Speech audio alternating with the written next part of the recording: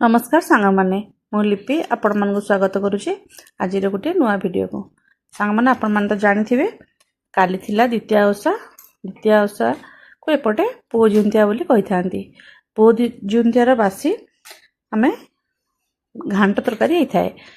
घांट तरकारी बोले सब प्रकार परिबा जो परिबा गुड़िक आमर द्वितीय ओषा छुई था से परिबा को लेकिन तरकारी बनाई था। देखो आज आमे से परिबा सब काटी रखीचे तापे मु प्रथमे मसला प्रस्तुत करिछि। सेथिरे अदा दालचीनी आ गोटा मसला किछि पकेगिरी आ सुखिला लंका दुईटी पकेगिरी मु वर्तमान ताको भल भाबरे चिकन करी बाटी नेबी।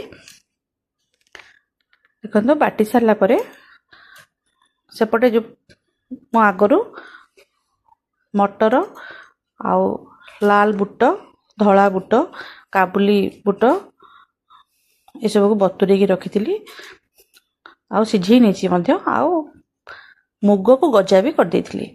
एपट देखो कड़ाई रे वर्तमान तेल पकईदेली तेल रे किछि मसला मु बघाट नहीं जो थी अच्छी आमर जीरा तापरे आमर गोटा लंका सुखिला लंका जोटा कहते आपण मैंने तेजपत्र दालचीनी ये सब टे फुटीगला जो मसला को बाटिकी रखी मसला रे मु नड़िया टे आड करी से मसला को मन पकईकरी बर्तमान आम कषि नवा टिके भाजी होगला हल्दी गुंड देदेली। हल्दी गुंड को भल भाव में मिसी सारापर आम ए देखो मसला बर्तमान तेल छाड़ी जाऊँगी तापरे मु घरर प्रस्तुत किछि मसला गुंड एथिरे पकेछि। आपण माने जेहेतु साधारे करूछि आपण माने बाहरर किणा मसला मध्ये व्यवहार करि परिबे। स्वाद अनुसार लूण जेहेतु मु मटर जो सिझेछि मटर बुट सेथिरे मध्ये लूण पकेइथिली एटे सेति पय एठी मु देखिकरी अल्प लूण गोटे चामच लूण देली। आकु सब भल भार भाजी हेगला परे मु एथिरे परिबा पकेइ दोछि। परिबारे प्रथमे आलू आउ खंबा आलू पकेइ नेली कहीं जो परिबा गुड़िक टाइम लगी था सिझापी से परिबा को आम आग देदेबा ताको देकरी वर्तमान कषि नवा। सेपटे सारू को सारू बेले बेले कुंडे ही थाए से सारू को मुझे सिझे देती आउ ता पानी फिंगी देती। एबे आको घोड़े घोड़े एमती 5 मिनट खंडे भाजी सारापर सारूटा आमर अधा सिझा हो जाइए से सारू को आम एड करदे। तापरे कांकड़ काटी रखी कांकड़ भी पकई नेली।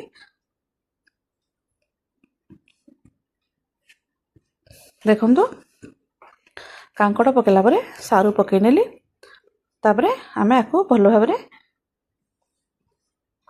एभली भाव कषिकी घोड़े घोड़े कर आम कषि नवा। देखो सांग मैंने आपण मान जो मोर वीडियो भल लगुव लाइक शेयर सब्सक्राइब करने को भूलें। बेल आइकन को क्लिक करने जहाँफल मोर नुआ नुआ रेसिपी वीडियो मैंने आपण मन पाखे पहुँची पार। एबे एठी किछि मु कंदमूल पकई नेली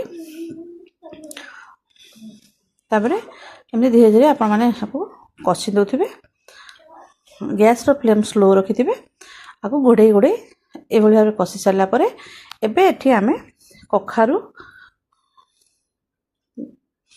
आउ अलगा परिबा जहाँ अच्छी धीरे धीरे ये आड करना। जेहेतु यहाँ कड़ाईटा छोट होता से मु बड़ गोटे स्टील डेक्ची व्यवहार कली।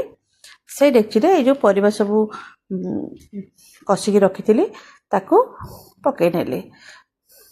तापरे देखंतु एथरे मु एबे कखारु पकईदेली।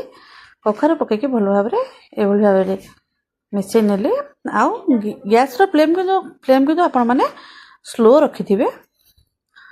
तापरे बाइगण आउ जो परिबा मु रखिथिली जो थरे के रहला झुडुंग अछि आ किछि गाजर पकईथिली कंचा कदली सबको जेटा जह्नी आ पोटल आको मध्य ऐड करनेली। आ धीरे धीरे जेहेतु एटा पानी बाहरी थाए जह्नी हरिकार तेणु आपण माने आको धीरे धीरे करी एमती घोड़े घोड़े रखिले। देखो सब सिझी आसलानी। एबे आमे किछि बादाम मंजी आउ झुडुंग ଆମର ଗାଜର ପକେଇ ନେଲି। ତାପରେ ମକା କିଛି ଏଠି ଆମେ ବ୍ୟବହାର କରୁଛେ, ମକା ମଞ୍ଜି, ତାପରେ କଞ୍ଚା କଦଳୀ ଏସବୁକୁ ପକେଇକିରି ଭଲ ଭାବରେ ଆମେ ଘାଣ୍ଟି ନେବା। ଏଠି ଦେଖନ୍ତୁ ଯେଉଁ ସିଝେଇକି ରଖିଥିଲି ସବୁ ମଟର, ବୁଟ, ତାପରେ ସବୁ ସେ ଆମର ସିଝା ଜିନିଷ, କଳା ବୁଟ, ଧଳା ବୁଟ ସବୁକୁ ମୁଁ ଏଭଳି ଭାବରେ ତାକୁ ରଖିକି ଘୋଡ଼େଇକି ଆଉ କିଛି ଗରମ ପାଣି ଅଧ ଗ୍ଲାସ୍ ଖଣ୍ଡେ ଦେଇଦେଲି। ଆଉ ତାକୁ ଘୋଡ଼େଇକିରି ସ୍ଲୋ ଆଞ୍ଚରେ ବସେଇ ନେବି। ଦେଖନ୍ତୁ ଏଭଳି ଭାବରେ ଆପଣ ବସେଇ ଦେଲା ପରେ ଆପଣଙ୍କ ଧୀରେ ଧୀରେ ସିଝିକିରି ଦେଖନ୍ତୁ ହେଇ ଆସିଲାଣି। ଏବେ ନଡ଼ିଆ କିଛି ଖଣ୍ଡ କାଟିକିରି ମଧ୍ୟ ମୁଁ ଏଥିରେ ପକେଇଦେଲି। ଦେଖନ୍ତୁ ବର୍ତ୍ତମାନ ଆମ ତରକାରୀ ହେଇ ଆସିଲାଣି। ଏବେ ଗଜାମୁଗ କିଛି ଏଥିରେ ଆମେ ଆଡ଼୍ କରିନେବା। ଗଜାମୁଗ ସବୁ ଲାଷ୍ଟରେ ପକେଇବେ। ଗଜାମୁଗ ପକେଇଲା ପରେ ଆଉ ଆପଣ ତରକାରୀ ଫୁଟିବାକୁ ଦେବେ ନାହିଁ, କାହିଁକିନା ମୁଗଟା ଯେହେତୁ ଗଜା ହେଇଥାଏ ସେଇଟା ଅଳ୍ପ ସମୟ ପରେ ସିଝିଥାଏ, ଗରମରେ ସେ ସିଝି ଯାଇଥାଏ।